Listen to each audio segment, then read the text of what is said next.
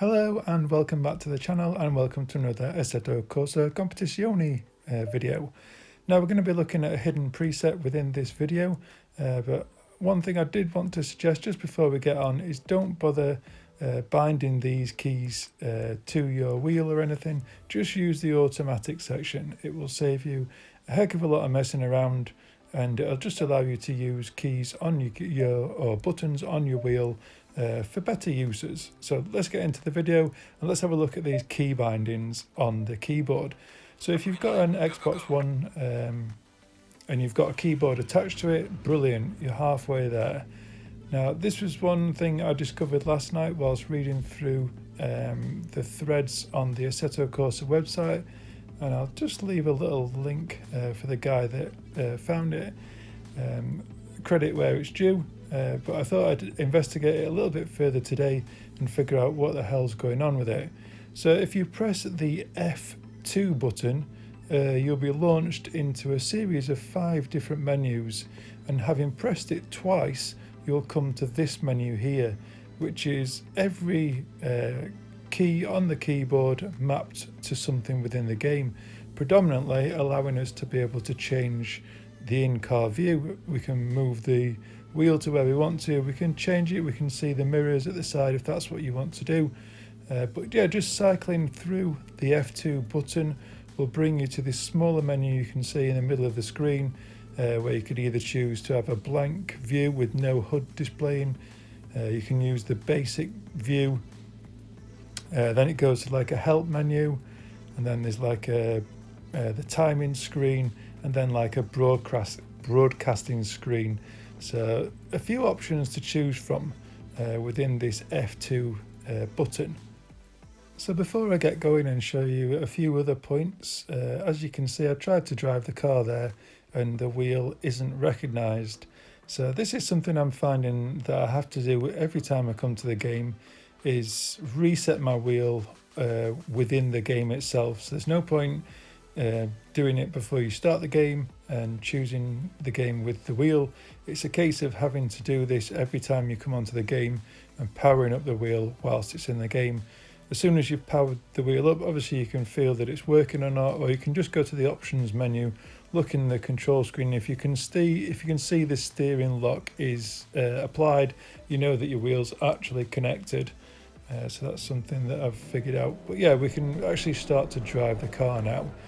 So we can start to look at a few other things that we can do within this F2 menu. Now if you press, I think it's the F6 button, you can use, I'm presuming they are broadcasting views, so that someone at some stage will be able to broadcast a race and be able to just watch what all the other cars are doing. Not quite sure how that's going to work, but yeah, obviously you can see me, I'm using my wheel, I'm driving the car whilst in a completely different view. Quite how this would be useful to anyone that's actually driving in the game, I can't see it being useful at all, but the option is there and it's usable, whether you want to just practice videoing yourself doing some donuts or something, or something else unusual, I've got no idea. But this was quite a tricky one to work out, because if you just keep pressing the F6 key, it cycles through them, and then I started to wonder, well, how do I get back to my normal view? But there is another button, I think it's the F3 button or the F4 button, I can't remember now, but you can cycle through the in-car views then, and this just cycles through. Obviously you can see I'm turning the wheel and everything, and he's turning the wheel within the game, and I think that's quite a good option. But yeah, just to get back to the normal menus, or the normal driving position, I guess, is you're just going to press the cycle button. It would cycle through all the usual view positions. So yeah, if you've mapped that to your wheel, just use that button to get back to where you wanted to be driving the car again. So now that we're finally back to where we want to be, we can press the Alt button, the ALT button, which brings up the electronics down in the bottom left hand corner of the screen. And then you can start looking through all these options, whether you want to adjust your brake balance or the ABS functionality, traction control and all the other gizmos that there are down in the electronics there.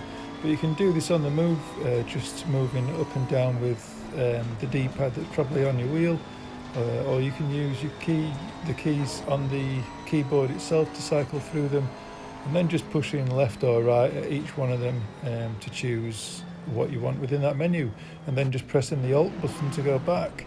So that's all the keyboard things looked at. You can study that to your heart's content and enjoy what that's got to offer.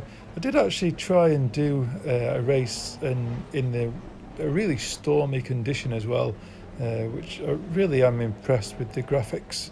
You can see the lead car there just making a total cock-up of taking turn one, which seems to cause a bit of a kerfuffle really within the rest of the grid lining up to start this race, and for some reason we end up doing like 11 miles an hour down to the start finish line to actually start this race, and it maintains that speed all the way down to the start line. So I end up scrapping this race with the anticipation to get going. I do actually just fly down the middle of these at some point with no penalty at all. But yeah, I decided to restart the race and see if things went a little better this time round, which they did. And I just wanted to point out how impressed I am with the visuals, considering it's running at 30 frames per second. I'm more than happy with it at 30 frames per second at the moment. It doesn't really detract from the game itself, and just the sound and the visual effects really are stunning. Flicking back to Assetto Corsa and Project Cars 2, they've done a cracking job with how this game actually looks when you're playing it. Hats off to the guys for that, and the rain effects and the lighting is absolutely brilliant. There are issues with this game, and the force feedback's definitely one of them, but the visuals and the audio, they can pat themselves on the back for that. So let's move on and have a look at another section I did. So moving on, I decided to do a bit of a daytime race in this one, but still with the rainy conditions, just to see how the console's handling a full grid of cars and rainy conditions. And again, it does look fantastic, this game. I really do. I really am impressed with it.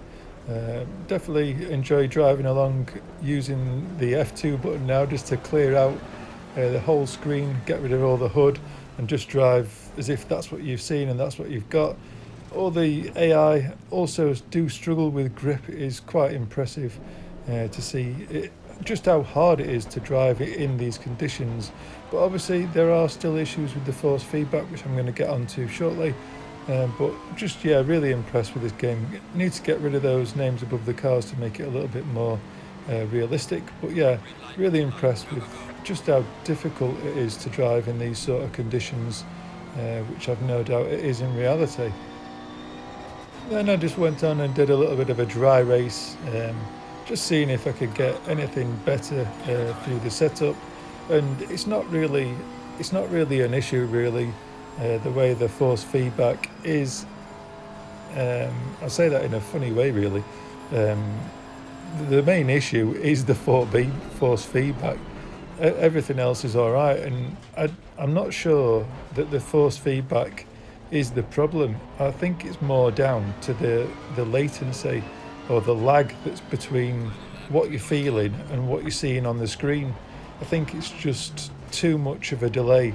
There are issues within the oscillation of the wheel and everything that are still causing problems through the force feedback, and we'll look at that in just a second. But I think it's down to the latency that's being delivered to the wheel. That the information that you're getting is just too late.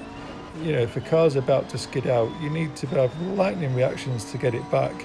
And if the information's coming to you slightly delayed, you're just never going to be able to catch a slide or feel what's happening in the car in that particular moment. So we'll take a little look at that and the issue that's with the lag effect within the wheel. And I think that's predominantly one of the main issues within the force feedback itself. that a huge amount of the community's feeling within the console platform of this game. And I'm also happy to report I did actually figure out how to visualize your changes when you're choosing different liveries. So that's another problem solved and off my list of issues with the game. But yeah, looking at some different footage here, just coming back to the wheel, and you can see the violent shaking that I get through the wheel when I'm not moving, and just when I'm sort of letting go of the wheel, there's just a huge amount of oscillation that's constantly going on. Whether you're holding the wheel or not, you can feel it sort of jumping back and forward, and it just goes into meltdown if you let go of this thing. And you can see quite clearly there just how much lag there is with the wheel itself. And I'm going to show you a few other games here, Assetto Corsa and Project Cars 2, just to show you the sort of difference between the three games, but just how much latency is going through this wheel. So just moving here to Project Cars 2, and you can see the amount of lag here. It's absolutely minimal, really. There's a difference of night and day between the two games. You'll also notice that letting go of the wheel doesn't cause any sort of oscillation. Once you've got the wheel planted centrally, it doesn't oscillate at all. You can see going over bumps, there's quite a lot of feedback through the wheel. And again, just driving down, letting go of the wheel, and it's quite happy to sit in a straight line. There's no issues. Obviously you get the wheel moving and then start position it slightly off centre, and it will bounce back and forward, but that's pretty typical with any force feedback system as far as I'm aware. So moving on to Assetto Corsa itself, and you can see again very little latency or lag between the wheels, and then going back, it's just night and day between the games, it really is.